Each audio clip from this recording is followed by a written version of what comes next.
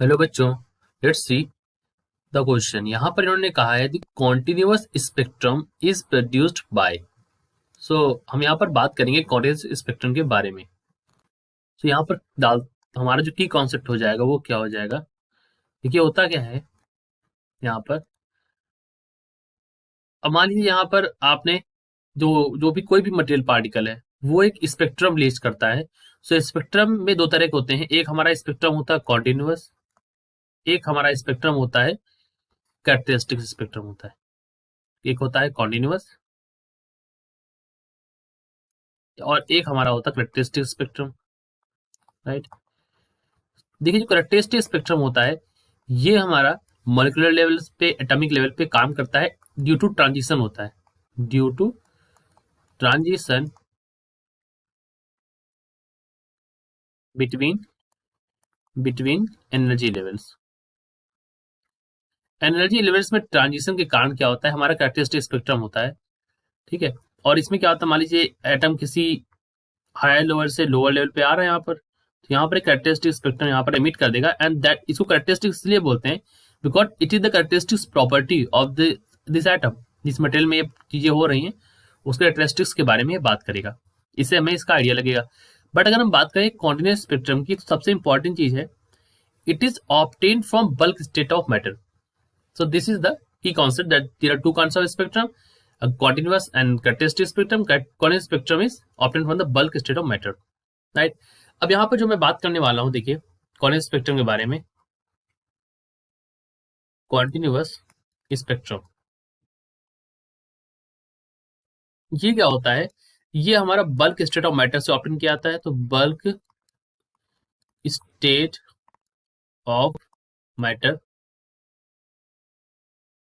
ये क्या किया था, it is obtain from the bulk state of matter. So we can say it is obtain from the, और क्या है यहाँ पर, it has no relation with the molecular और एटॉमिक स्टेट।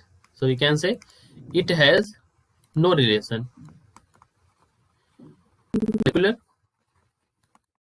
और एटॉमिक स्टेट। यहाँ पर मॉलिक्यूलर लेवल पर या एटॉमिक स्टेट लेवल पर हम बात नहीं करने वाले हैं। It has no relation molecular atomic state या एटॉमिक स्टेट, राइट। ये कैसे होता है, how does this occur, continuous spectrum होता कैसे है। अब देखिए ये होता है माइक्रोस्कोपिक मैटर में ऐसा कि यहाँ पर देखिए अगर आपने किसी भी, मान लीजिए हमारा ये फिलामेंट था और इसको आपने यहाँ पर हीट दिया तो यहाँ से क्या हुआ, यहाँ से रेज निकली, जैसा कि एक्सरे केस में अगर हम पता करें यहाँ पर।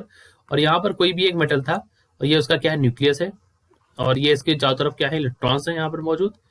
और अगर आपने यहाँ से ये जो रेज निकली है और ये इलेक्ट्रॉन्स जाके यहाँ पर स्ट्राइक किए तो ये इलेक्ट्रॉन जो होंगे क्या हो जाएंगे, एक्सलेट हो जाएंगे। इलेक्ट्रॉन क्या हो जाएंगे, यहाँ पर एक्सलेट हो जाएंगे। It means they are produced by thermal vibration of atom. Continuous spectrum is produced by the continuous spectrum।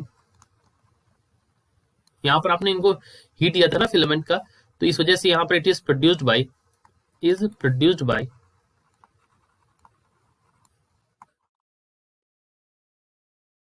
Thermal vibration of atoms, right. कैसे, यहाँ पर ये जो रेज हुई ये हीट हुई, हीट करने के बाद यहाँ से इलेक्ट्रॉन एक्सलेट हुआ और इसके कारण जो हो गया यहाँ पर एक स्पेक्ट्रम दिखाई दिया हमको।